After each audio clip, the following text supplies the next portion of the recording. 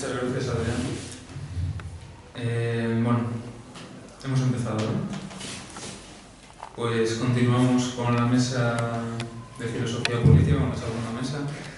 Ahora damos paso a nuestra compañera de la asociación, Silvia Susana Rodríguez Prieto. Es una doctoranda de la Universidad Autónoma de Madrid. Actualmente está llevando a cabo una investigación en torno al concepto de vida especulativa en el pensamiento hegeliano, concretamente centrado en la ciencia de la lógica. Es también integrante del grupo de investigación sobre el idealismo alemán y sus consecuencias actuales de la Universidad de Málaga, y recientemente ha recibido el premio de ensayo de la revista Claridades por el artículo La finalidad interna de los organismos naturales y la vida. Nos va a hablar Silvia del mecanismo en la crítica de la crítica del juicio, a la crítica romántica del estado máquina. Muchas gracias, Silvia. Tienes la palabra. Si nos importa, si me escucháis bien, yo prefiero hablar sin el micrófono. Bueno, buenas tardes a todos.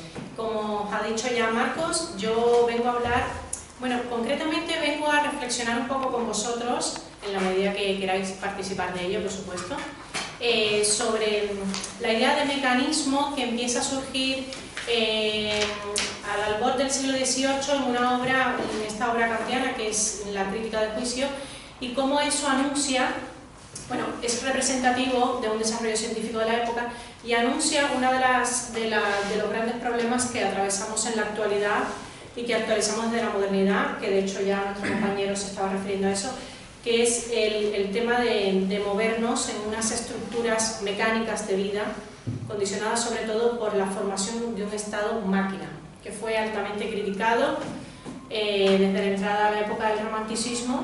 Entonces yo quiero hacer un poco un contraste de dos textos fundamentales en la historia del pensamiento, que son La crítica del juicio y lo que fue conocido como el más antiguo programa del idealismo alemán, un texto que yo lo llamo algo así como un suspiro, porque fue escrito un poco a vuela pluma, pues por uno de los grandes jóvenes alemanes del pensamiento, que fue en este caso Hegel, y digamos que era un respirar buscando un resquicio de esperanza por una humanidad que se estaba perdiendo, producto de un desarrollo tecnológico que se convertía en algo cada vez más fuerte. Y efectivamente intuyeron con que una parte de la humanidad se iba a diluir un poco por ese camino y que de alguna forma había que salvarla. Empiezo por el planteamiento de la crítica del juicio. Bueno, Kant hace una especie de análisis sobre las estructuras en las que se mueve la diversidad del conjunto de cosas que vemos en la naturaleza, y da cuenta de una forma de organización que tiene que ver concretamente con los organismos vivos, en los cuales se muestra una estructura totalitaria que se empieza a manifestar a través de una imbricación interna que tienen las partes que lo constituyen.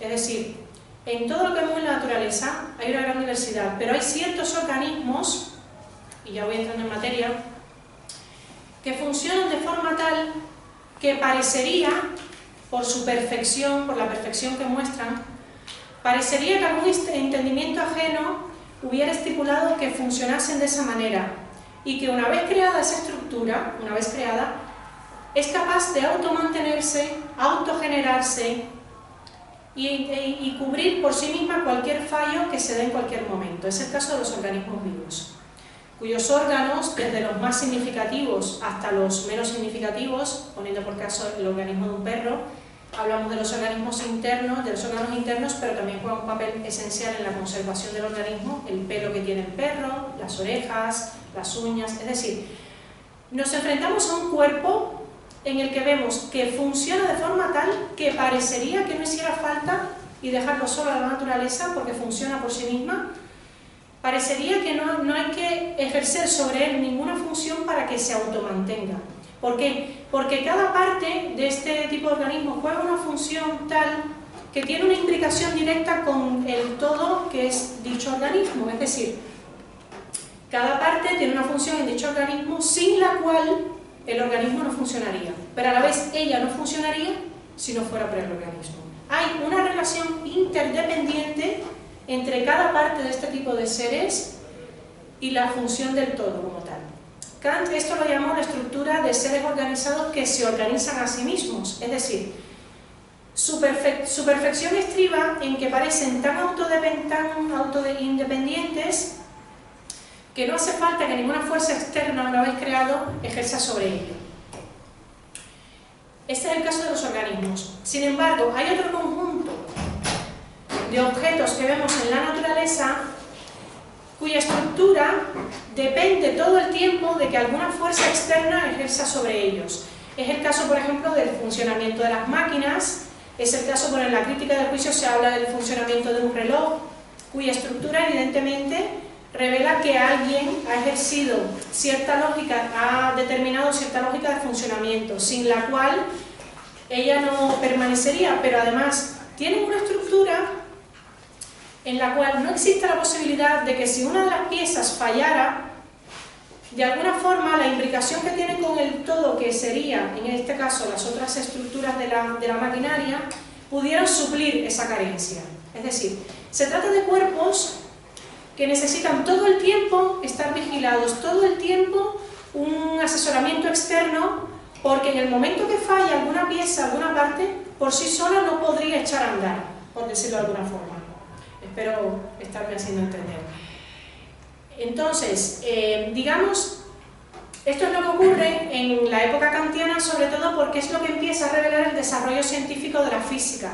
La física de Newton y las leyes del movimiento empiezan a dar cuenta de una estructura mecánica del universo en la cual funcionan estos cuerpos que, si bien parecen muy perfectos, parece que, vamos, que está todo determinado, sin embargo, en el momento que fallan, por alguna causa, no se trata de un cuerpo que puede suplir esta carencia. Esto por un lado. Entonces, en el caso de los organismos vivos, lo que revela su estructura básicamente es que hay como una especie, se revela en su modo de comportamiento como si hubiese una finalidad propia de dichos organismos. Es decir, parecería que un entendimiento ajeno hubiese determinado que eso funcionara de esta manera. Y esta es la forma, digamos, que encuentra Kant para demostrar que el mundo de lo sensible, de todo lo que vemos en la naturaleza, incluido por supuesto nosotros mismos, como organismos vivos que somos, están determinados por una fuerza suprasensible. Pongámosles el nombre que queramos. Pongámosles el nombre que queramos. El objetivo de la crítica del juicio, cuya función, por cierto, es anterior, reconstrucciones históricas de la obra lo revelan, cuya concepción es anterior a una crítica de la razón pura, revela que toda la diversidad que vemos en la naturaleza, de alguna forma en ella está plasmada la intencionalidad, lo digo con toda intención, valga la redundancia, la intencionalidad, es decir, la voluntad de algo que está por encima de esa diversidad, sin embargo se manifiesta todo el tiempo. Entonces, se da una especie de antinomia, por otro lado, porque ¿cómo es posible que en la naturaleza, en la diversidad de todo lo que existe, se den estructuras que tengan estas estructuras mecánicas, estas que una vez creadas parecen estar muy perfectas, sin embargo en el momento que fallan hay que acudir a ellas con una mano ajena, y por otro lado se den estos cuerpos que parecen tan perfectos, que son los organismos vivos, cuya carencia en cualquier momento la misma naturaleza se encarga de suplirlo a través de la misma función del organismo vivo. La única explicación que tendría es que evidentemente alguna divinidad, lo digo como un concepto muy abierto, porque le podemos poner cualquier nombre, pero parecería que hay una fuerza externa determinando todo el tiempo. Bien, pues en la época se empezaba a notar que iba predominando cada vez más la estructura mecánica. ¿Por qué? De alguna forma, como decía nuestro compañero, la tecnología y el desarrollo de la ciencia iba abarcando la totalidad del funcionamiento de la sociedad, tanto es así que llegaba incluso a transformar la naturaleza más natural, es decir, esa que tiene que ver con los organismos vivos, y se iba perdiendo cada vez más la naturaleza originaria de las cosas, incluida la del hombre, porque el hombre también fue gobernado por estado, digamos, tecnocrático en el que la máquina o la maquinaria, las formas de transformación de una naturaleza que tenían que ver con crear estructuras más superficiales, iba gobernando también la naturaleza humana. Ante este peligro, ante el peligro de una libertad creativa que se quería rescatar, que se había perdido, se iba perdiendo cada vez más, el romanticismo como movimiento cultural reacciona de forma bastante radical en todas sus formas. Es un movimiento que surge en el arte, pero se expande a todas las esferas de creación de la creatividad humana, vamos. Reacciona intentando rescatar la parte más humana del hombre y que de alguna forma había que integrarla en estas nuevas estructuras sociales gobernadas básicamente por máquinas. Máquinas como concepto, es decir, estructuras de comportamiento en las cuales la vida del hombre funcionaba como una máquina. Yo siempre pongo por caso porque me encanta la película de Chaplin, Tiempos Modernos, porque es justo la crítica real y la muestra de todo lo que estoy comentando. Es el hombre convertido en máquina. Entre otras cosas, el llamado más antiguo programa sistemático del idealismo alemán, que lo comenté ayer en la mesa que moderé, pero lo traigo a toda colación, es un texto de 2 folios, no más. Pero digamos que resume, de alguna forma, digamos, 150 años en lo que va a ir adelante en el pensamiento. ¿Por qué? Porque de alguna forma promueve una manera de entender la realidad intentando rescatar una humanidad que se iba a ir perdiendo con el paso del tiempo. Yo creo que estamos en el siglo XXI y es casi indiscutible que efectivamente hemos perdido una estructura de pensar mucho más humanitaria. Este manifiesto, este programa del idealismo alemán empieza con una palabra fundamental: ética. A partir de ahí, la filosofía cobra el carácter de exigencia en el sentido de que las relaciones humanas querían rescatar sobre todo una actitud ética. Claro, lo primero que pasa cuando una estructura de la sociedad se vuelve mecánica es que se elimina la parte creativa que tiene que ver con la libertad, que tiene que ver con la expresión de un conjunto de espiritualidades que si tú le das rienda suelta, pues son capaces de ser altamente creativas. Pero en el momento en que el hombre se encuentra, como empieza a encontrarse en la época, cohibido, inhibido, porque el poder de la máquina se le enfrenta, es mucho más fuerte que él, pues entonces, claro, hay un momento de pérdida de un conjunto de capacidades. Y se trata entonces de rescatar las grandes capacidades del hombre, entre otras cosas porque la máquina ha sido hecha por el hombre. ¿Cómo es posible que una máquina que ha sido hecha por el hombre de repente sea más grande que el hombre mismo? Esa es la gran disyuntiva, yo diría, en la que se mueve todo el siglo XIX y hasta el XX, con los peligros que eso comporta, desgraciadamente. Es nuestra historia y tenemos que enfrentarla. Pero desgraciadamente fue así. O sea, entonces, el programa del idealismo alemán, el más antiguo programa del idealismo alemán, intenta rescatar una manera de entender la creatividad que parta sobre todo de un rescate que se haga del hombre a sí mismo. Es decir, hemos sido gobernados de forma tal por las máquinas que hay capacidades que tenemos, cosas que, por cierto, habló mucho en sus escritos Carlos Marx.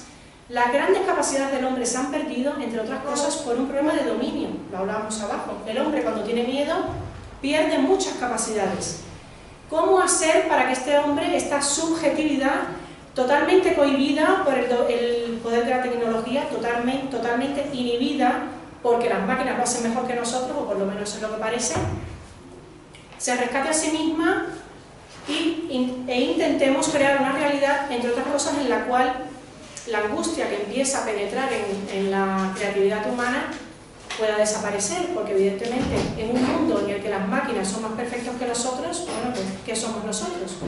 Completamente eliminados. Las crisis económicas se sustentan sobre todo por eso, porque las máquinas y las maquinarias son cada vez más perfectas, hacen el trabajo mucho mejor y el hombre, la creatividad humana, pierde sentido. Bien, pues el gran proyecto del romanticismo y del idealismo alemán como escuela de pensamiento es rescatar el estado originario del hombre. Eso no significa, bueno, estoy casi convencida de que no lo entenderán por ahí, pero bueno, eso no significa que tengamos que abandonar la vida moderna con las comodidades que tenemos, porque además yo creo que, entre otras cosas, la vertiente muy positiva que tiene la tecnología es que nos ha acomodado mucho la vida, pero no significa que tengamos que abandonar todas las ventajas que nos transmite la vida moderna. Significa que dentro de eso tendríamos que crear espacio para que el hombre pueda expresarse con toda libertad, con todo lo que ello comporta, en cuanto a su creatividad, y de alguna forma volver a recuperar la amistad que tenía el hombre con la naturaleza en el mundo antiguo. No necesitaríamos abandonar, o por lo menos en mi juicio, el desarrollo tecnológico, claro que no, pero aprender a usarlo de otra manera puede que sí. Entonces eso lleva una educación muy fuerte, y ahí está el papel de las humanidades, una educación muy fuerte centrada sobre todo en el valor que tiene el hombre dentro de todo eso, porque si recordáramos cada día que todo eso no es otra cosa que fruto del ingenio humano, aprenderíamos, entre otras cosas, que nosotros somos más valiosos de lo que muchas veces nos creemos. Entonces, ocurre que para eso habría que adentrarse en unas dinámicas de comportamiento, y de ahí viene la ética, unas dinámicas de comportamiento en la cual lo primero que tendríamos que darnos cuenta es que deberíamos desaparecer los límites de lo humano. Y ahí voy, la relación que tiene todo esto con nuestro congreso. De alguna forma, tendríamos que lograr crear un conjunto de espacios en el que el otro, nos demos cuenta de en el que el otro no es más que un reflejo de lo que nosotros podemos ser en todo momento. Y en vez de crear sociedades como las que tenemos en la actualidad, donde lo que imperan son las hostilidades, las incomodidades, crear espacios en los cuales, en vez de excluir al que tenemos enfrente, incluirle. Porque, entre otras cosas, en el momento en el que tú, de alguna forma, extiendes toda tu actividad, logras mucha más realización. Es el gran proyecto de la época romántica dentro de todas las esferas de la creación humana y del idealismo alemán. Para eso, lo primero que tendríamos que hacer es ganar conciencia de todo lo que hemos perdido. Entonces, es un paso muy triste, es un paso en el que el romanticismo cayó en un espíritu trágico bastante fuerte, pero fue necesario. ¿Por qué? Porque entonces el hombre se dio cuenta de la cantidad de espacios y de libertades y de potencialidades que estaba perdiendo por enfrentarse a un mundo en el que realmente le era hostil, además sin ningún tipo de necesidad, porque realmente todo lo que tenemos a nuestro alrededor ha sido creado por el hombre. De ahí que mi intención en este congreso básicamente sea llamar la atención a estos espacios, porque yo creo que fuéramos mucho más humanos, mucho más fructíferos, cada uno en nuestro entorno, si en vez de limitarnos a una sección geográfica, a una actividad específica, a un renglón específico, independientemente de que esto sea un espacio de investigadores y cada uno de nosotros tenga un objeto de estudio, eso está claro, pero en la medida en que podamos romper los espacios individuales y darnos cuenta de que frente a una colectividad, incluyéndola, seríamos mucho más, las grandes capacidades del hombre se dejarían aflorar con mucha mayor extensión. Está demostrado por la historia, si la estudiamos, que el hombre en el momento en que se sintió más colectivo fue muchísimo más creativo. Y también está demostrado que a través de la actividad productiva es cuando el hombre se realiza. Entre otras cosas, seríamos todos muchísimo más felices. Ese es mi juicio.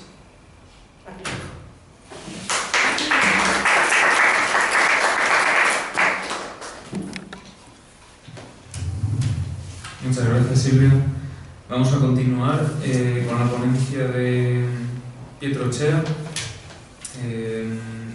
Pietro es profesor de filosofía, ha realizado también un máster en filosofía moral por la Universidad de Concepción, en Chile. También ha hecho un máster en ciudadanía y derechos humanos, ética y política de la Universidad de Barcelona. Es miembro investigador del Instituto Nazionale di Studi sul Rinascimento Florencia, Italia. Me están poniendo a prueba con todos los idiomas, del alemán al italiano pasando por el catalán. Y lleva a cabo, Pietro, diversas investigaciones en el pensamiento político de Dante Alighieri y Nicolás Maquiavelo, como en otros ámbitos de la filosofía política. Nos va a dar una comunicación, va a realizar una comunicación titulada Política en las tablas, la mandrágora como forma de divulgación del pensamiento político de Maquiavelo. Muchas gracias, Pietro.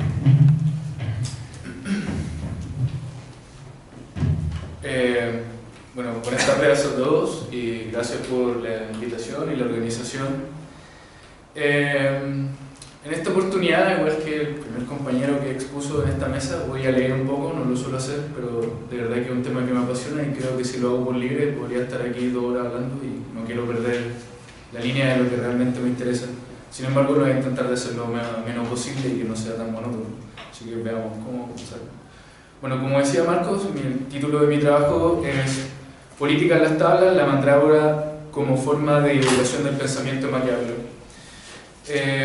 Maquiavelo explicita una idea política que implica su total lejanía con lo que tradicionalmente se ha entendido como virtud. Esto hace que su pensamiento sea tremendamente atractivo y con una actualidad sorprendente. Por lo mismo, la mayoría de los estudios que se hacen respecto al secretario florentino y su pensamiento se limitan a la inspección de algunos textos como El Príncipe o los discursos sobre la primera década de Tito Livio, que explican en gran parte su propuesta política. Estos escritos, que podríamos considerar como manuales técnicos con respecto al desarrollo de la filosofía política y la teoría política elaboradas por Maquiavelo, son textos que se pueden leer fácilmente bajo la mirada de cualquier contexto histórico o social, ya que sus planteamientos, a pesar de apuntar a una circunstancia específica, traspasan la barrera de la temporalidad, alcanzando una transversalidad que hasta el día de hoy mantiene una vigencia realmente impresionante.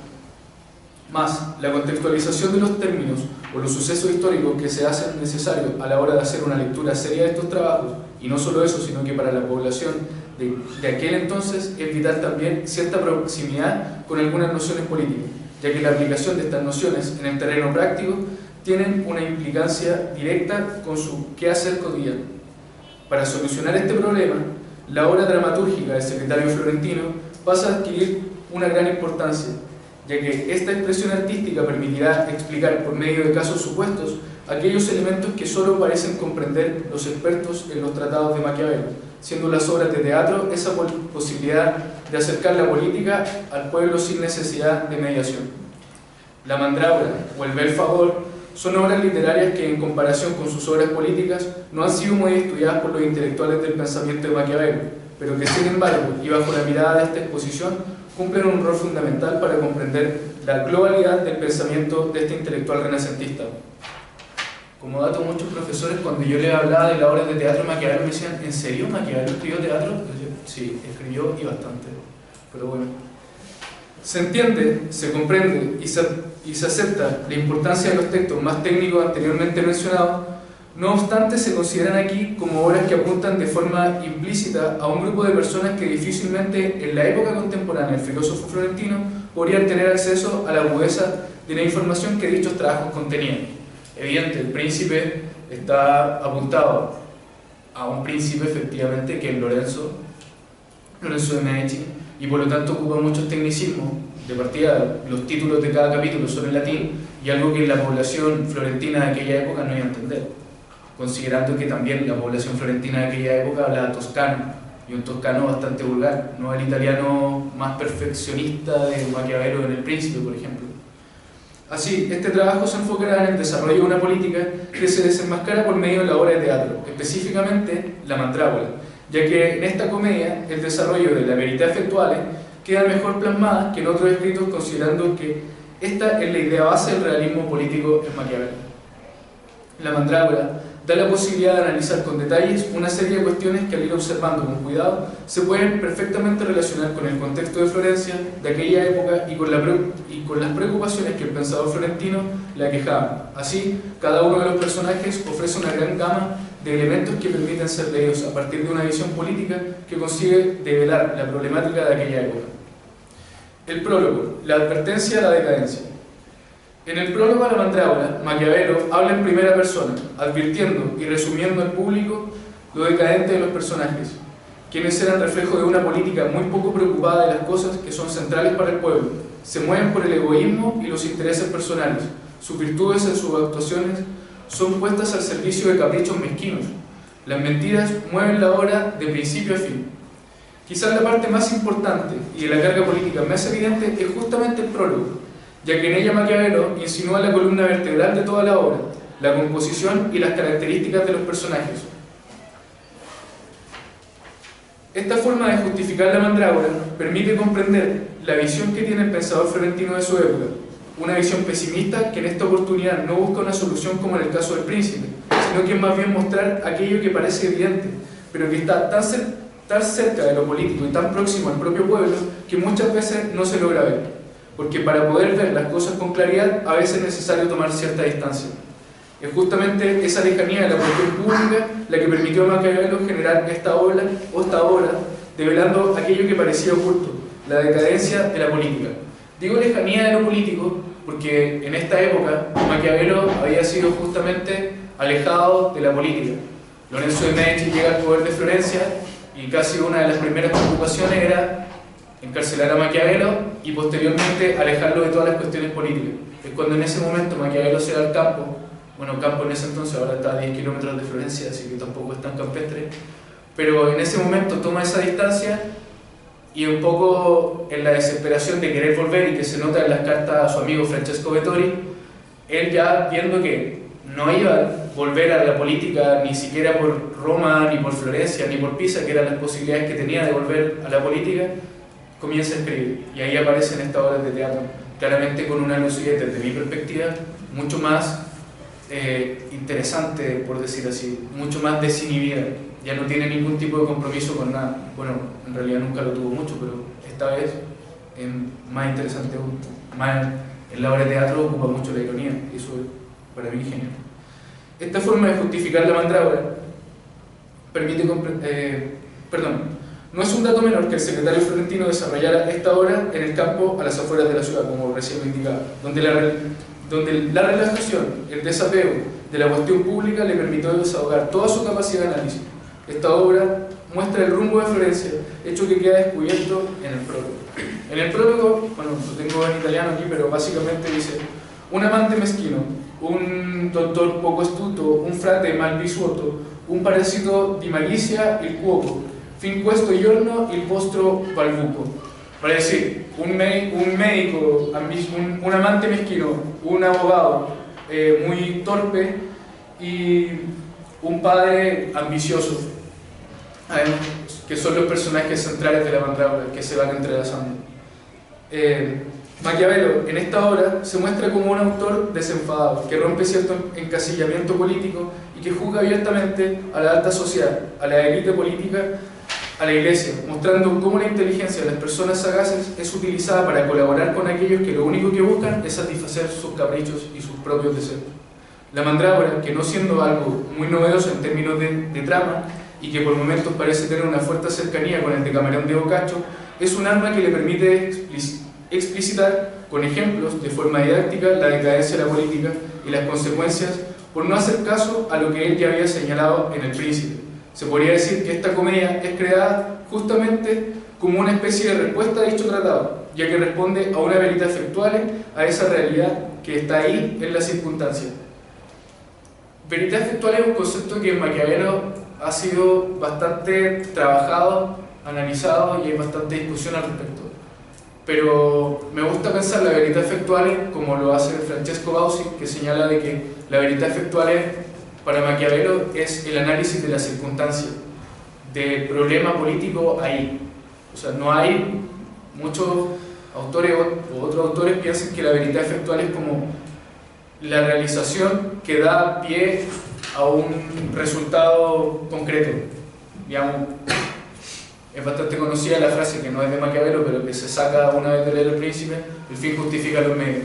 Bueno, ese fin vendría a ser para muchos la verità effettuale. En realidad, Maquiavelo, la verità effettuale, es el análisis político de la circunstancia misma. No hay aquí una visualización, ni una teoría, ni una dialéctica, sino que la política que tengo que desarrollar y las situaciones que tengo que pensar están únicamente apuntadas a un contexto que es el que está viviendo Maquiavelo. Por lo menos en el caso del Príncipe. Los discursos ya de la historia. La historia en pocas palabras y sus personajes. La trama es sencilla. Nietzsche es un rico y adinerado abogado de Florencia que está casado con Lucrecia, una joven y bella mujer, pero este no puede dejarla embarazada, por lo que busca ayuda para poder solucionar aquello. Ligurio, un joven florentino que vive en Francia, se entera de la belleza de Lucrecia y el problema de Nietzsche para dejarla embarazada, por lo que decide regresar a su ciudad natal para conquistarla.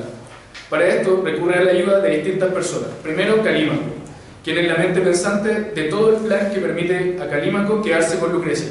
Segundo, Fray Timoteo, un sacerdote que utilizando su posición sacerdotal ayuda a ejecutar el plan a cambio de dinero. Y tercero, Sóstrata, que siendo la madre de Lucrecia, busca, a como de lugar, mantener un estatus social, y si eso requiere engañar a su propia hija, entonces no tiene ningún problema de hacerlo. Cada uno de estos personajes representa claramente una situación que aqueja a Maquiavelo al desarrollo sano de la política de Florencia, pero también representa la idealización de lo que para él serían las relaciones de poderes ideales. Calímaco y Ligurio representarían esa realización ideal que el secretario florentino busca entre un príncipe y un ministro, una relación dada por la astucia y la total despreocupación por cuestiones de carácter moral, aunque cabe mencionar que esa falta de moral está supeditada siempre al bien común, vale decir, que al bienestar de la mayor cantidad de personas posible y no solo al propio beneficio. Esa relación ideal es la misma que Maquiavelo deja entrever en El Príncipe, donde cataloga a César Borgia como el óptimo príncipe y, claro, asimismo, como un ministro siempre pensante de la política. Se sabe que Maquiavelo tuvo una relación muy afín con César Borgia, en tanto César Borgia era cardenal y lo ayudó mucho en términos políticos. Siempre vio a César Borgia como el óptimo príncipe. Claro, la gran diferencia en este caso entre Calímaco y Ligurio es que no son violentos. César Borgia no tenía ningún problema de matar a su hermano, por ejemplo. En este caso sí, no son personajes que estén en la obra de teatro, no son violentos, no van a matar a nadie y no tienen tampoco esa intención. César Borgia no tenía ese problema, le daba igual. Si tenía que matar a alguien, lo mataba. Timoteo y Sóstrata son la representación de la mojigatez presente en Florencia. El primero es evidente: una iglesia totalmente corrompida por los placeres mundanos, donde la fe y la religiosidad no están dentro de las posibilidades reales de evangelizar. Y la segunda, como representación de una clase social que no tiene escrúpulos con tal de que se mantengan ciertos cánones de aceptación y reconocimiento de ciertas cúpulas de poder. Clase social que parece perdura hasta el día de hoy, y iglesia que por lo demás no cambia mucho. En tanto y en cuanto haya cierto grado de mantención de poder, parece que no importa mucho la ética y la moral, aunque el discurso sea otro. El sistema político en el teatro. Las virtudes o desvirtudes del hombre quedan permanentemente entredichas en la obra de teatro de Maquiavelo. Comprenden sin ningún pudor las capacidades moralmente bajas del hombre, asumiendo siempre la máxima malignidad del ser humano. Esto es clave, ya que el asumir al hombre en esos términos hace que la política se desarrolle sobre una antropología moral en la cual se va a desarrollar la política. Maquiavelo, en los discursos, por ejemplo, dice en una parte que siempre es necesario asumir al hombre en su máxima malignidad posible. Y no es que Maquiavelo diga que el hombre es malo por naturaleza, simplemente hay que asumir el peor de los casos, digamos así.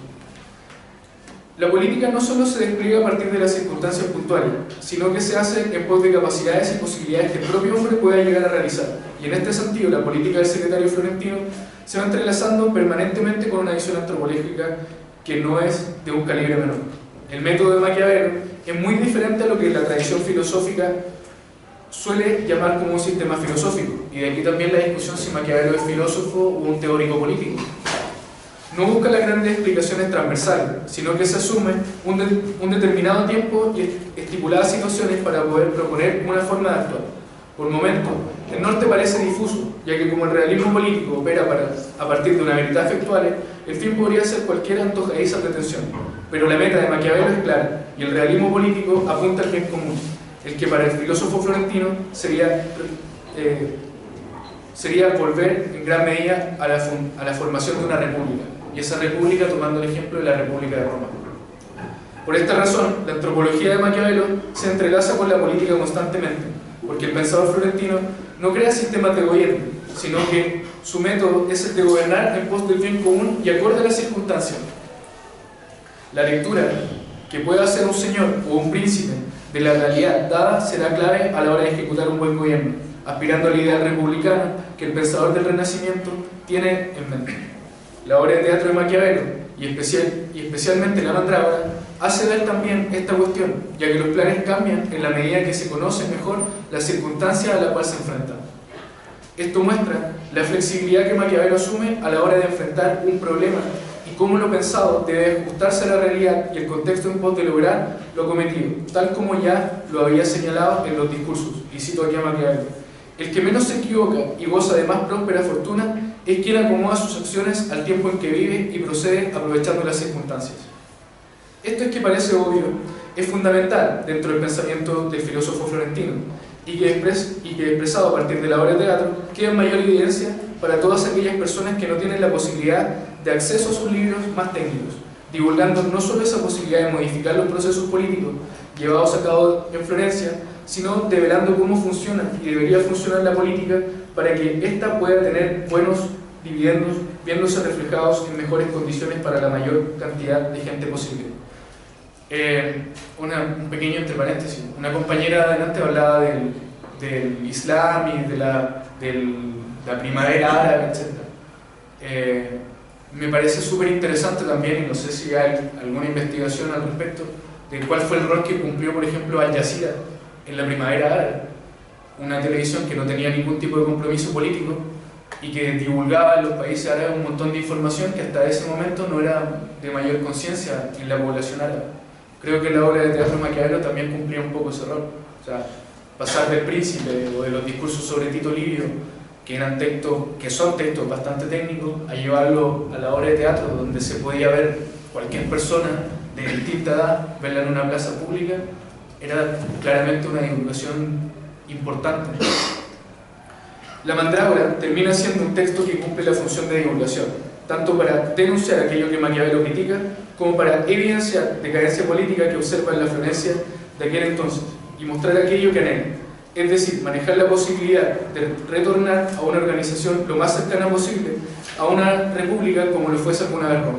Para esto, da la posibilidad de que la gente común se empodere a partir del conocimiento de los procesos políticos, ya que esto será clave a la hora de generar cambios que puedan acercarse a ese deseo republicano. De ganancias y realismo político. La obra de teatro de Maquiavelo ofrece una gama impresionante de análisis que supera lo literario, lo histórico, lo ético y obviamente lo político. 4 áreas que sin duda están íntimamente relacionadas y que por momentos complejizan la forma de leer sus trabajos dramatúrgicos, pero que permiten hacer de estos obras de suma interés, como lo es el caso de La Mandrágora. Esta comedia, que de principio a fin está enmarcada por el engaño de unos a otros, permite reflexionar en torno a lo político, ya no solo a expertos en política, sino también al ciudadano común, que puede comprender el montaje escénico y los diálogos de los personajes, porque además, de esta manera, los florentinos podrían comprender la intención del príncipe, aunque no tuvieran la capacidad de leerlo directamente. La Mandrágora es la figura de un juego de salón que corresponde exactamente a la gran y cruel comedia de la vida política, y que se hace más comprensible gracias a la utilización del idioma que se habla en las calles, utilizando incluso jergas y dichos.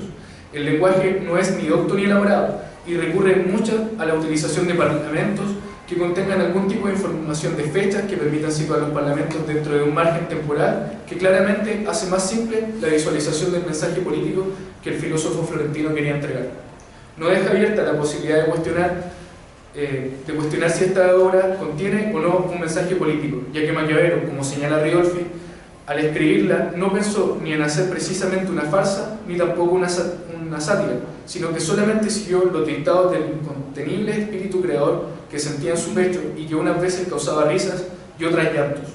Lágrimas de risa o de tristeza, consecuencias de unitaria, que tal como la comedia contiene la decadencia de la política que está viendo los principados de aquella época.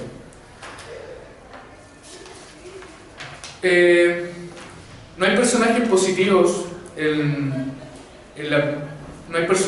bueno, voy a ir saltando algunas cosas, pero básicamente en la obra de teatro de Maquiavelo, en La Mandrágora, no hay personajes positivos, no hay ninguno que yo pueda rescatar en términos de virtud, no hay ninguno que yo pueda decir este tipo es realmente bueno o este tipo es bondadoso. La verdad es que no.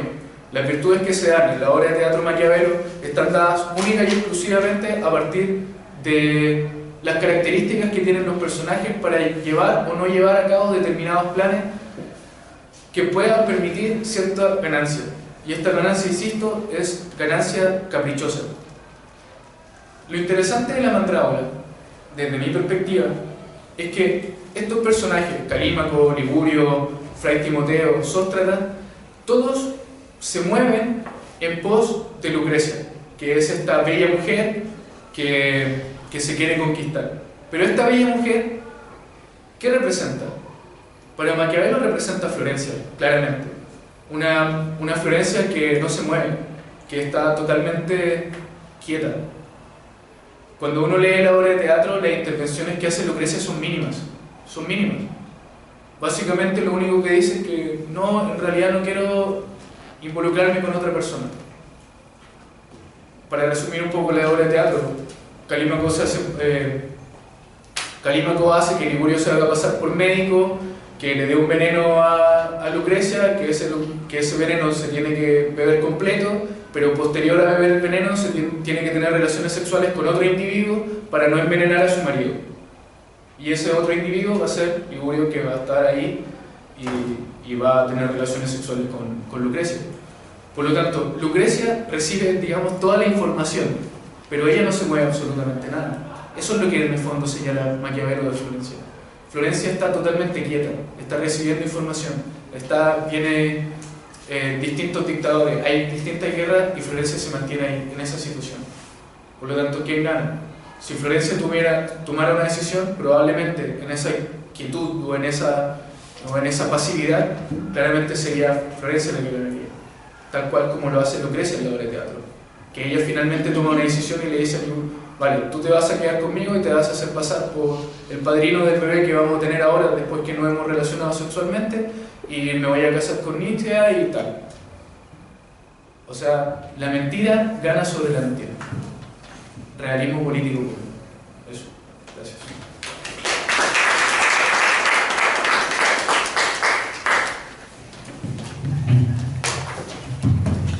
Muchas gracias, Pietro. Y ya vamos al último componente de nuestra mesa, Miguel Ángel Torres Quiroga. Miguel Ángel es psicólogo clínico, ha realizado una maestría en Humanidades con especialidad en Ciencia y Cultura por el Tecnológico de Monterrey, en México, y actualmente cursa el doctorado en Filosofía por la Universidad Autónoma de Madrid, con beca de tiempo completo concedida por el Consejo Nacional de Ciencia y Tecnología de México. Sus intereses principales son la relación entre las prácticas médicas, los discursos científicos y las tecnologías reproductivas con la ética y procesos subjetivos requeridos para la toma de decisiones en conflictos morales. También destacar que ha impartido docencia a nivel de bachillerato y universitario. El título de la ponencia de Miguel Ángel Torres Quiroga es La libertad de reproducción y su comercialización, una aproximación biopolítica para abordar la gestación subrogada en la homoparentalidad. Muchas gracias también, Miguel Ángel, y tiene la palabra. Bueno, pues muchas gracias por permitirme este espacio para ya sea divulgar, compartir esta oportunidad, este trabajo que representa mi tesis o el estado actual de mi tesis doctoral. Bueno, como sé que hay muy poco tiempo, efectivamente, la libertad de reproducción y su comercialización, una aproximación desde la biopolítica para abordar la gestación subrogada, en el preciso caso de la homoparentalidad. A ver, ahí hay muchos conceptos, que en principio ¿se escucha? Sí. Ah, bueno. Empecemos por gestación subrogada. ¿Qué es esto? ¿No?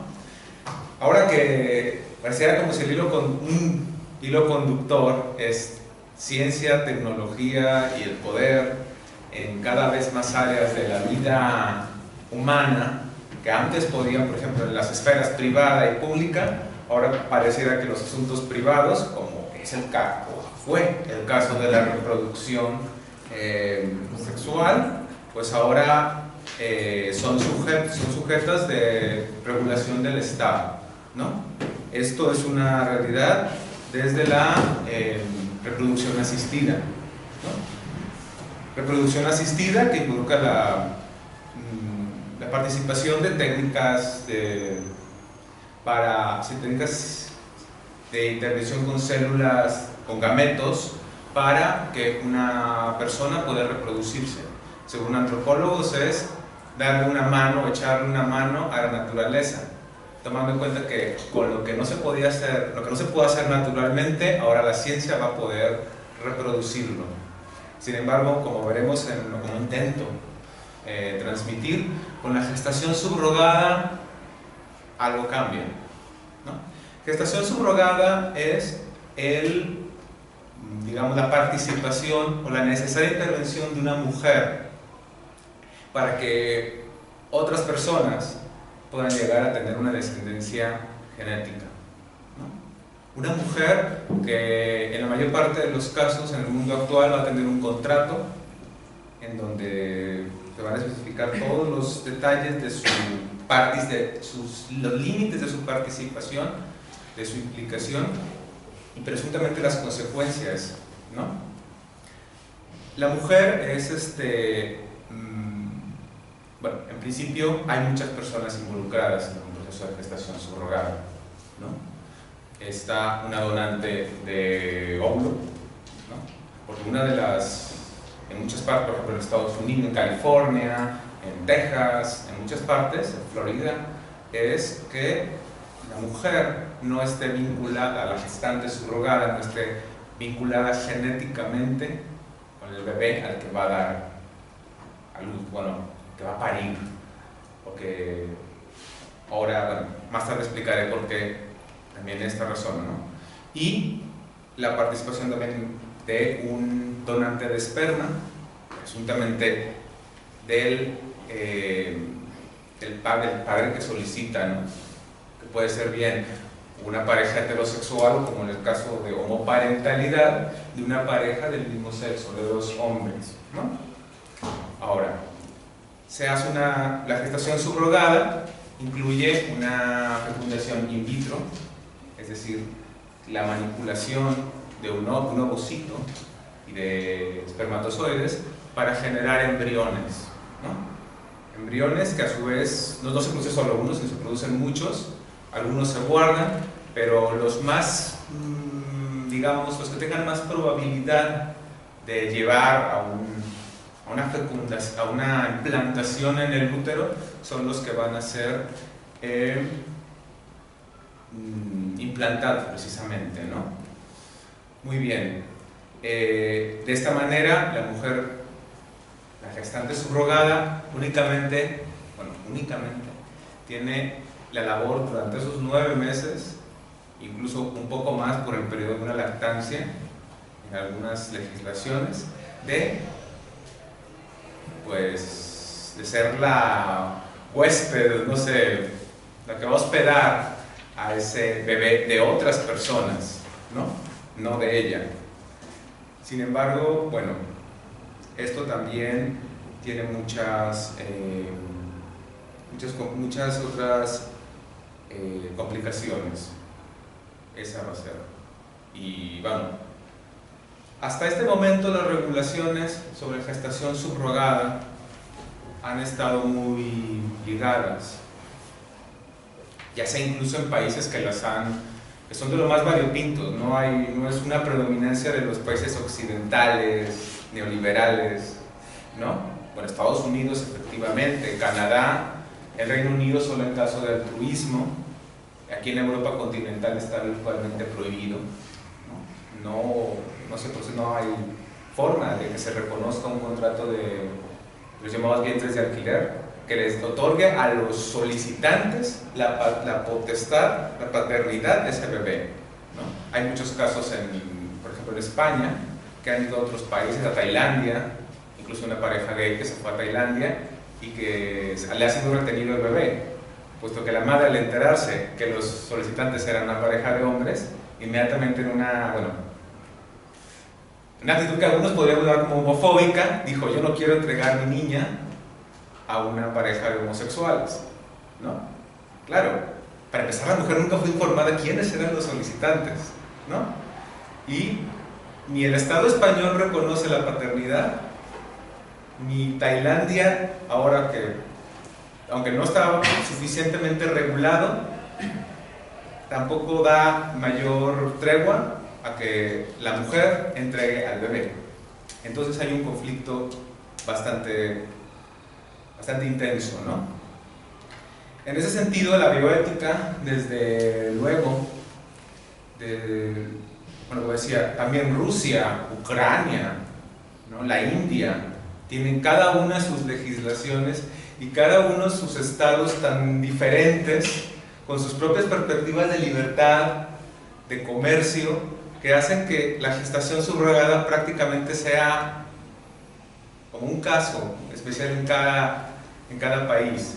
En el caso, específicamente hablando de homoparentalidad, yo pretendo centrar mi trabajo en cómo se están desarrollando las cosas en Estados Unidos, puesto que es de los pocos países donde se coincide, donde es más, digamos, factible que la vinculación entre gestación subrogada y solicitantes de hombres, parejas hombres o un hombre solitario, digamos, pues sea más, vamos, ofrezca más casos representativos, ¿no?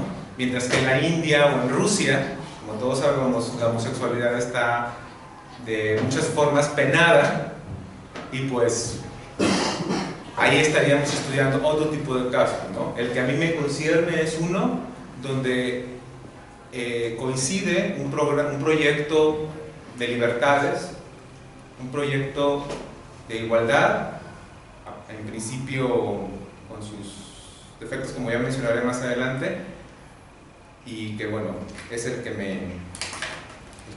por esta razón he elegido, ¿no? La bioética lo va a abordar principalmente a partir de la libertad de reproducción, ¿no? Ese es el principal motor para una legalización de la gestación subrogada, y que de hecho también hay esa iniciativa de desarrollarla en España, ¿no? Por libertad de reproducción, bueno, no voy a explicar toda la teoría liberal que hay detrás de esto, solo decir que se apoya mucho, bastante, en la libertad en su concepto negativo de Isaiah Berlin, ¿no? De principios de estado de no interferencia y de proteger a cualquiera de los implicados de cualquier daño, ¿no? Aunque pueda resultarnos como una historia estrambótica de como dos hombres y luego cuántas mujeres van a intervenir en esto, bajo el principio de libertad de reproducción, tal y como lo manejan los bioeticistas, digamos, más representativos, siempre y cuando no se haga daño, no haya un daño ni a una persona, ni a una integridad, ni a una agencia, ni a la sociedad, entonces no hay justificación alguna para impedir que esta pareja y que esta madre subrogada y que esta agencia comercial, que puede llegar a cobrar hasta $100,000 en California, pero con toda la seguridad de que las cosas se van a cerrar claramente, sin ningún problema de otro tipo, ¿no? Pero finalmente está ahí. Así que bueno, se desecha cualquier otro principio de libertad positiva, nos vamos principalmente a que un Estado que no va a interferir en las decisiones personales, ¿no? Sin embargo, dentro de la misma bioética hay también voces disidentes, casi siempre ubicadas desde el feminismo. Porque bueno, sí, está la libertad de reproducción de parte de los solicitantes, pero ¿qué pasa con la madre gestante? No voy a hablar aquí de las mujeres, por ejemplo, la India ya lo prohibió para personas extranjeras, donde sí hay muchos problemas para salvaguardar la integridad de las mujeres indias frente a otro tipo de invasiones, ¿no? hay dos, digamos, dos críticas muy fuertes. Y bueno, una es la que da título, su comercialización. ¿Se le debe de pagar o no se le debe de pagar a la mujer? ¿Se considera un trabajo el gestar un bebé ajeno durante 9 meses, el someterse a un control médico, a una supervisión en muchas esferas de su vida, en vista de que los intereses están, bueno, la razón de ser viene de los solicitantes? Entonces, ¿no? Muchas feministas en estas situaciones abogan por una asimetría, es decir, una desigualdad, una posición más vulnerable de las mujeres, incluso a veces en las sociedades como en California, donde parece estar más, donde no, ciertamente está mucho más controlado, mucho más regulado, donde es cierto hay costos muy altos, pero donde hay un pago también que puede oscilar entre los $30,000 para la madre gestante, a veces como 25,000 euros, y aparte con un seguro médico. Es decir, los solicitantes pagan todo eso, pagan por su derecho bueno, por su libertad de reproducción y por la libertad de la otra mujer de llevar a cabo el proceso a buen fin sin que su integridad esté en juego, ¿no? Pero es aquí donde la misma bioética entra en muchos conflictos. ¿De qué manera se ve vulnerada la mujer? Desde digamos, el pensamiento feminista postestructuralista más continental se aboga por una continuación del patriarcado, de la visión de la mujer en casa, la mujer gestando, y que eso va a permear en su vida, digamos, en su concepción laboral, ¿no? ¿Qué quiere decir esto? Aunque parecía que es una ley muy liberal y que libera a la mujer porque le permite cobrar por un trabajo, también es cierto que ese trabajo es lo que a las mujeres se les ha llevado históricamente a realizar, ¿no? Que es tener hijos. En este caso, tener hijos de otros. Filósofas liberales, una autora que me aclaró algunas cosas que me permitió especificar el tema de las simetrías de Abrasat, quien dice que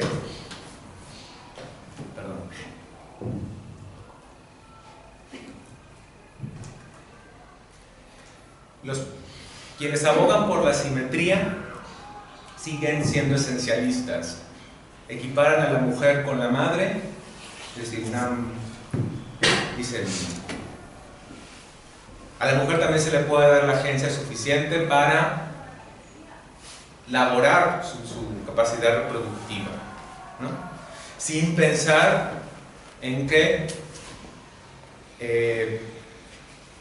en algún momento va a cambiar de decisión y va a querer conservar al hijo y le van a hacer el instinto, con comillas, instinto materno, y no va a poder llevar a buen puerto el contrato. Y dice que en todo caso lo que habría que resguardar es la equidad social, la equidad en el derecho al trabajo, en las condiciones laborales donde a las mujeres se les sigue pagando menos, donde de hecho el gasto menos fuerte en el concepto total de gestación subrogada es el pago que se le hace a la mujer. Digo, si fueron $130,000, solamente 25 o 30,000 son para la mujer, y ahí ya se incluyen los gastos de médico, de supervisión, de ginecólogo, de todo, ¿no? La mayor parte de los gastos son para la agencia comercial. Es aquí donde dice que entender de gestación subrogada es entrar a las leyes del mercado, y que la reproducción humana también va a estar, vamos, un poco siguiendo el hilo que se comentó al principio de esta mesa, las leyes neoliberales. No puede ser algo que ningún Estado absorba, que así como hay una seguridad social cada vez más fracturada, cada vez más castigada, que ahora encima va a tener el peso de los costos de una gestación subrogada, que siguen estando ahí, porque ni la fecundación in vitro, ni las implantaciones, ni la selección de donantes, que es todo un proceso aparte, son nada baratos, ¿no? Ok. Para no extenderme, justamente en la asimetría es donde yo considero que haría falta una perspectiva que entienda asimetría desde una... es aquí donde entra la biopolítica, justamente, ¿no? Ya imposible dar mayores detalles, salvo que el biopoder, como una, digamos, fusión donde el poder saber, en este caso personificado por la ciencia, por las técnicas de reproducción asistida, efectivamente están cambiando los sentidos, ¿no? Dicen, la mujer cuando firma un contrato no puede, acepta desde un primer momento ceder al bebé, pero ahí estamos, digamos, dando por sentado que la mujer sabe qué significa ser madre. Sin embargo, sabemos que socialmente las leyes están avanzando más rápido que la misma sociedad y que la misma tecnología, que son, digamos, recíprocas, ¿no? Como lo que se ha mencionado en estas otras mesas, una ciencia, un saber poder que en lugar de no reprime y no nos tiene un control dictatorial de un estado totalitario, pero sí produce nuevos problemas y sí produce nuevas subjetividades, entre otras, ¿qué es reproducción? El mater semper centa es, bueno, quien sepa latín me lo podéis cómo se pronuncia, pero ya no es más un caso, ya no es más una verdad desde la gestación subrogada, ¿no? Incluso desde la fecundación in vitro. Entonces, aquí se presentan dos asimetrías. Una es que el caso de la mujer, que se somete a un proceso en el que no va a tener completo conocimiento, salvo lo que las agencias y lo que desde esa perspectiva de la bioética se le hace tener que saber, de su salud, su bienestar, pero no se habla en ningún momento de qué pasa con su, aunque parece aquí como un terreno minado, desde esta área del conocimiento, hablar de la subjetividad, desde otros,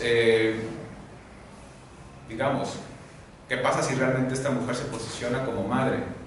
Más allá de su racionalidad, más allá de su... ¿Se va a echar atrás el contrato, como cualquier trabajo? Entonces implica repensar y redefinir muchas otras áreas, desde trabajo, reproducción, paternidad, y ahí es donde también la bioética no puede trabajar sola a partir de los principios del liberalismo y del libre mercado. Se requerirá de una aportación, en este caso lo que yo estoy sugiriendo es de esta saber-poder, donde efectivamente la ciencia está transformando todo nuestro cuerpo subjetivo de conocimientos, de prácticas, de forma de vida, ¿no? Y por la última asimetría, ya para finalizar, ya voy para lo último, es ¿y qué pasa con los solicitantes, en este caso los padres del mismo sexo? Que por fin ven liberalismo, pareciera que se cristaliza la posibilidad de tener descendencia genética, pero, hay una asimetría en cuanto a su acceso, puesto que para una pareja le cuesta las cantidades, los trámites, muchas veces la lucha contra un estado, contra varios estados, y donde es una problemática donde las respuestas parecen poco claras. Quizás lo único es una colaboración interdisciplinaria y pues poco más, una noción de que muchas veces esta racionalidad entra en un límite cuando justamente nuestros conceptos y definiciones básicas, antes de realizarme, son transformadas por la ciencia. Gracias.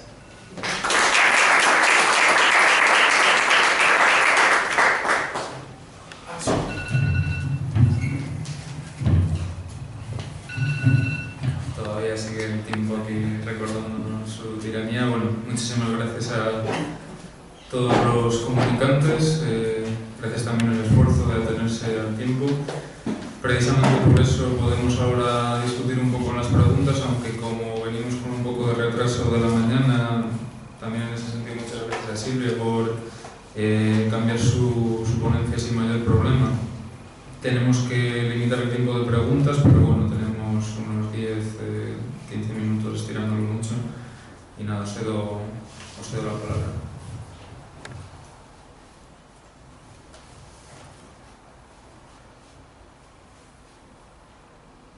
Bueno, si no hay... ¿Sí? Bueno, enhorabuena a los cuatro por vuestras contribuciones. Cosas así directas y breves. Para empezar por el final, Miguel Ángel, ¿Sí? para dar avances en todas estas cosas que has comentado de producción subrogada, etcétera, etcétera, ¿cuáles son las resistencias más grandes que se están encontrando? A nivel moral, supongo, a nivel meramente legal, ¿qué tipo de resistencias, cuáles son las peores o las más graves resistencias que se encuentran? Para Pietro, la pregunta que te quería hacer es si la relación que hay en Maquiavelo entre literatura y filosofía, en este caso su faceta como dramaturgo, ¿qué tipo de relación, qué tipo de normalidad hay entre esas dos facetas de Maquiavelo? Porque, claro, en otros casos de la historia de la filosofía en los que se da esto, pues no sé, me acuerdo del caso de Sartre, pues es muy significativo, en Unamuno, en Nietzsche. Entonces, ¿cuál es el perfil de esa relación entre los dos? Y en el caso de Silvia, te quería preguntar lo siguiente. Toda la parte ética de tu discurso, te quería preguntar por el desarrollo político que eso tendría. Bueno, yo estoy de acuerdo con lo que has comentado, francamente de acuerdo, y sobre todo con el hecho de llevarlo a la práctica, es decir, pensar en la persona, pensar en la colectividad, la amistad por encima de todo, la filía. Bien, pero la pregunta que yo te querría hacer, aunque más podría ser en plan diálogo y lo podemos comentar fuera, es ¿qué hacer con la violencia?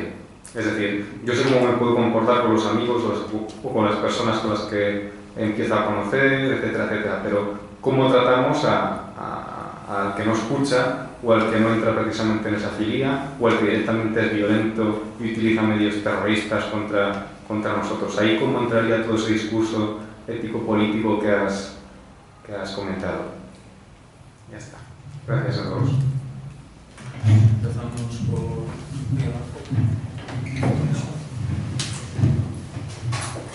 En principio, es cuando me hablas de resistencias, es pensando en su legalización o en que sea un proyecto que proteja a todos o... Para que avance, para que primero por su legalización y también para que se empiece a instaurar en las sociedades y, claro, para su legalización primero y para su normalización consecuente después.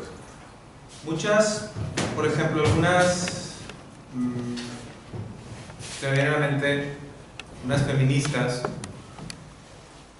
sobre todo muy cercanas a estudios de la ciencia y la tecnología, abogan a que el periodo de experimentación y a que el periodo de implantación en que estas técnicas, vamos, desde que fueron ya experimentadas por animales hasta el momento en el que ya están siendo producto de una legalización, y con el proyecto de una normalización, ha transcurrido muy poco tiempo. Mucho más tiempo de lo cual cualquier sociedad puede asimilar e incorporar y adaptar todo su cuerpo legal, adaptar, digamos, hasta su racionalidad. En el caso de España, me sucedió algo, me parece algo muy interesante, que aquí también se están haciendo esfuerzos, aquí se están haciendo un esfuerzo por legalizarlo, siguiendo un modelo, por un lado parecido al de Gran Bretaña, que es del altruista, pero aquí en España, bueno, como contexto, es el país más, quizás el más innovador en trasplante y en donación de órganos, España, y de alguna forma se quiere equiparar, ¿no?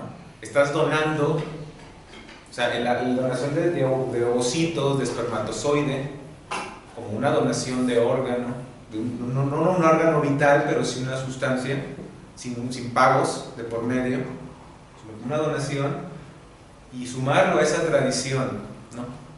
Plenamente aceptada y muy valorada aquí en España, que aquí tiene las filas menos largas para esperar por un órgano, y piensa que así pueda ser la vía a través de la cual se haga un medio más accesible, ¿no?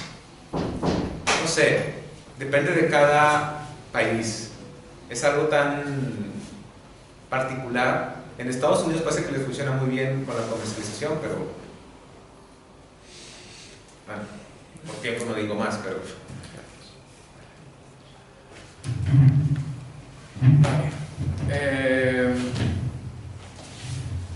a ver,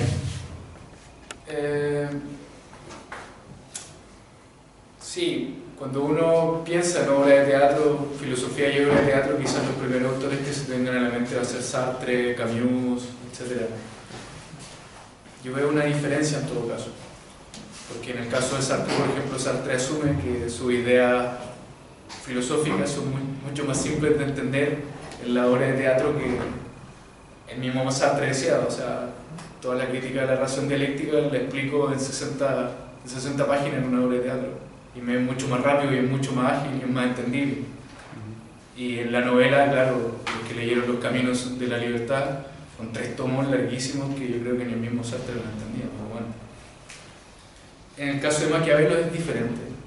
El caso de Maquiavelo, bueno, no tan diferente tampoco. En el caso de Maquiavelo es tomar las obras técnicas, digamos, más teóricas y de un lenguaje mucho más complejo, docto formal, a llevarlo al teatro que él quiere divulgar.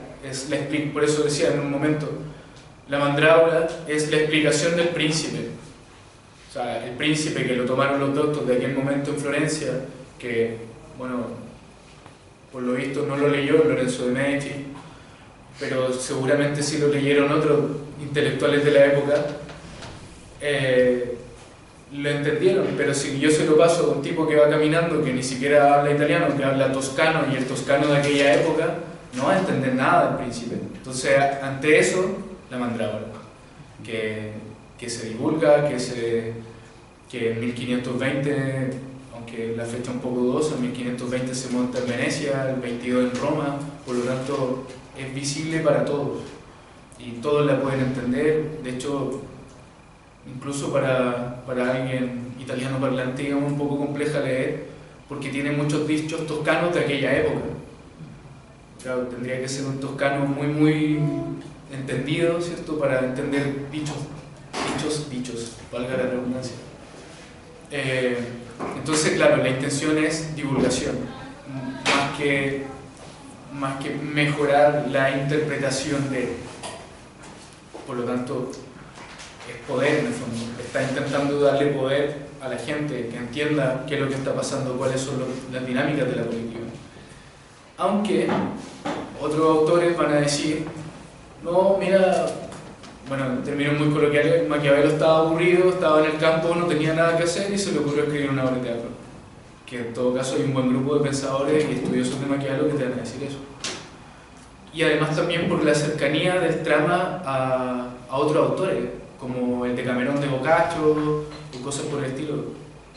Hugo Dotti dice, en La Mandrágora no hay nada nuevo, o sea, esto es una historia repetida 1000 veces.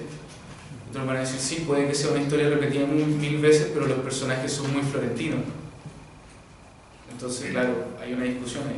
Desde mi perspectiva, para mí, la relación que hay ahí es darle poder a la gente que entienda cómo funcionan las dinámicas políticas y cómo funciona, entre comillas, el realismo político.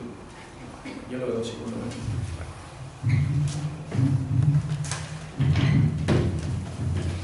Muchas gracias, Marco, por tu pregunta. Mira, es muy interesante porque ciertamente como programa político cuesta mucho concebir una idea de este tipo, pero yo te diría que según el más antiguo programa del idealismo alemán, lo que propone es un acercamiento, es decir, mira, uno de los problemas que atravesamos tanto en la academia como yo creo que los filósofos a nivel individual, incluso lo atravesamos en la academia y en nuestra vida personal también, es el tema de que solemos ver a la filosofía como una cosa muy particular. Y de hecho, a mí, no sé vosotros, pero por lo menos a mí me afecta bastante que la gente que no es de filosofía te suele ver como una cosa bastante particular. Justamente el más antiguo programa del idealismo alemán lo que propone es un acercamiento entre la actividad filosófica y, por decirlo así un poco por de pronto y casi que en familia, y lo mundano, lo que se reconoce más como lo mundano. ¿Cómo? Pues a través de una creación de nuevos espacios en los que se busquen esos lazos que son comunes. Por eso yo hablo de la naturaleza. Vamos a ver, no es por gusto que todo el idealismo alemán intenta hablar de una filosofía de la naturaleza. ¿Por qué se propone de una era tecnológica una filosofía de la naturaleza?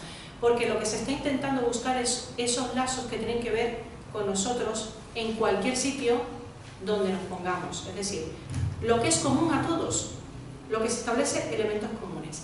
Como programa político, cierto que es muy difícil porque cuando tú te enfrentas a una sociedad como la nuestra, que tiene problemas sociales del tipo, como el que hablábamos ayer, prostitución, que fue una mesa interesantísima aquí, el tema de las drogas, el tema de la gente que es violenta por un conjunto de educación, por la educación que han tenido, por un conjunto de circunstancias. A mí lo primero que se me ocurre responder, así a voz de pronto, podríamos pensarlo mucho mejor, pero yo creo que yo siempre tiendo a apelar a los antiguos y no por gusto. El programa de una sociedad democrática y justa tiene que basarse en los pilares fundamentales que establecen la educación y la cultura.